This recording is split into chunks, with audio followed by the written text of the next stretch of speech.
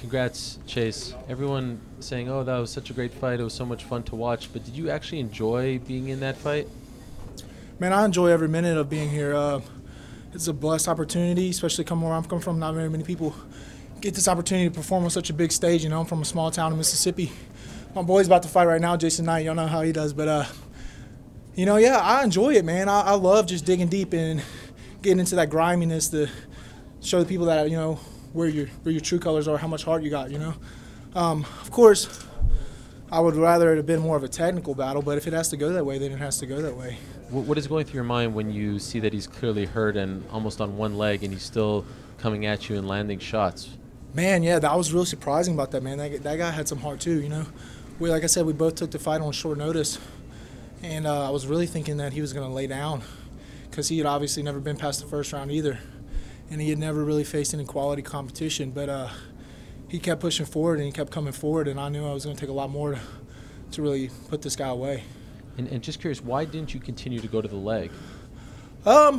Well, these things weigh about like 80 pounds, so when you get to slinging them around a lot, you get kind of exhausted. So I was kind of like really waiting to pick my shots, really getting to where he's fading back and leaving that leg out, and then blasting it, you know what I mean? If you watch the fight, that's when I was pushing forward with the punches. I'm not really necessarily trying to land the punches, but to get him leaning back so I can attack that leg.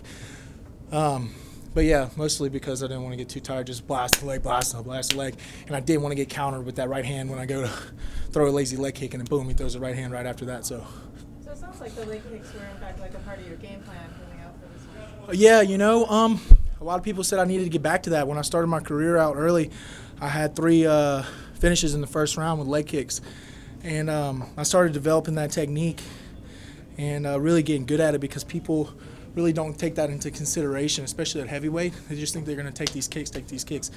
But I kind of got away from it because in camp, I really didn't have too many bigger guys to spar with, so I kind of had to stop throwing the kicks because it was injuring my training partner, so I kind of got away from it in the technique.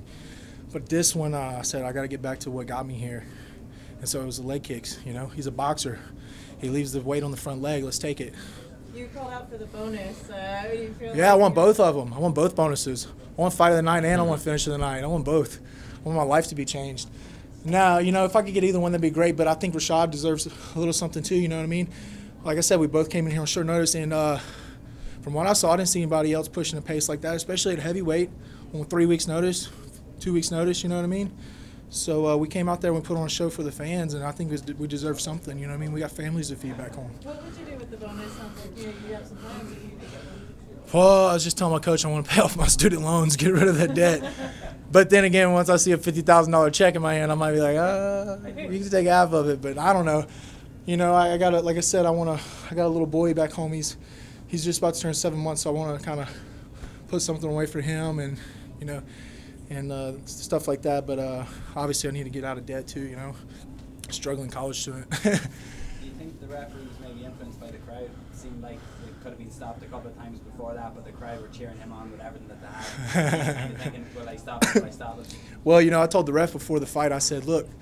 I said, you do not stop this fight unless you're peeling him off my lifeless body. I said, because, you know, I've had 2 fights stopped throughout my career when I just got knocked down and I was still conscious. In my last fight with Walt Harris, I got knocked down, but I was still conscious. I said, if I get knocked down, I said, don't stop this fight unless you see me unconscious. So I guess he took that into consideration for him, too, because I was like, man, stop this damn fight. I was tired of hitting him. I was like, come on, man. We looked at him, I was like, what are you doing? But you know what? You know, he's tough, and Rashad worked to get back to his feet, and we kept putting on a show. Did you feel like you were fighting for your UFC career? Yes, obviously. I know the pressure was on me, and you know what? I felt like I was fighting for my UFC career the last fight because you obviously know if you go 0-2 in this sport, they're going to cut you like that. But I'm blessed enough to be in a division that's not very stacked, and it's not stacked with athletic young guys. You know what I mean? And every time I've come out here to fight, win, lose, or draw, I come to fight. I'm not coming to cuddle with you on the ground and kiss you on the neck and tell you everything's going to be okay. I'm not coming to point fight you and dance around. I'm coming to knock your teeth out. And that's what the fans want, you know what I mean? So hopefully tonight they see that and finish out this contract with a few wins and just get on a win streak. And like I said, it's not a very deep division. 3 or 4 wins and you're in the mix of things, you know what I mean? Mm-hmm. Is there any fighter in your radar? You know what? I'm trying to I want to finish out this contract with obviously the newer guys that are coming in too, and really get developed and and finish out this contract with some wins and then start making my way up. You know, I'm humble, so I'm not going to obviously call out a top 15 guy. You know, I've only been in this sport for 5 years, so I'm just now learning. I've gotten by with my athletic ability, and now I'm here with Wink and those and Greg Jackson. And I'm starting to develop more and more and more, put more tools in my bag. Like I said, I'm humble enough to know to say I got off to a slow start, but I'm confident enough to know that in 3 years, by the time I'm 30, I feel like I'll be at the top of this division. How many fights left on your deal? I have one more, my contract. Okay. So I'd like to finish that out with a win, get a new contract, and then just keep on going. By the way, why do they call you the Vanilla Gorilla? Vanilla Gorilla? It was before my first pro fight, and I was sitting around with my friends, and I was like, man, I need a fight name, you know what I mean? And that was the first thing he said. He's kind of a goofy guy. That was the first thing he said. And I said, man, that works. It's not too serious, you know what I mean? But it's still pretty badass, you know? And I'm a heavyweight. I kind of look like a vanilla gorilla. So I was like, let's roll with that. You know, it makes people laugh. I know everybody likes it. So, you know, it's not like, you know, something super intimidating or serious because that's not my personality, you know what I mean? The third round, I think what was so exciting was the back and forth that kind of went his way and it was going your way. Yeah. How much of the exhaustion and how much of actually being rocked by one another's punches do you think was playing into that and eventually led to the finish? Do you feel that he was exhausted, or do you feel that you... I knew he was exhausted. I would lie to you if I told you I wasn't a little tired stuff. But most of his punches were landing on the outside of my face, so they weren't really hurting me too mad. You know what I mean? They weren't like, wow, jarring my head back. They were just hitting side to side. And I have a ginormous neck and head, so I could take a little bit of punishment. So I was like, you know, I'm going to let this guy keep hitting me. I'm going to wear him down, and I'm going to capitalize on the opportunity. But that's how that went. And I could kind of just tell in his eyes, you know, eventually he was going to get tired of coming forward. He was going to get tired of coming forward, and that leg was getting ate up, you know. And once his back went up against that cage, I was like, all right. Because, you know, I was trying to just swing with everything I can. I said, man, I got to calm down, slow down, wait for the opening. And I just put pawing out there with this. And he dropped that left hand and pop. Caught him with the elbow. And I was like, man, if that dude don't go out after that, then something ain't right. So, and then I decided to walk away after that one because when I dropped him in the first round, I hopped on him, and he kind of recovered.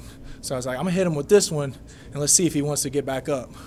So I stepped away, and the ref called it. There's a point where it looked like he was kind of saying something to you during one of those exchanges. Was there a verbal exchange? No. Like he was kind of saying something at one point. No, I think he was like, Lord help me, or something like that. But no, he didn't What say about that. after the fight?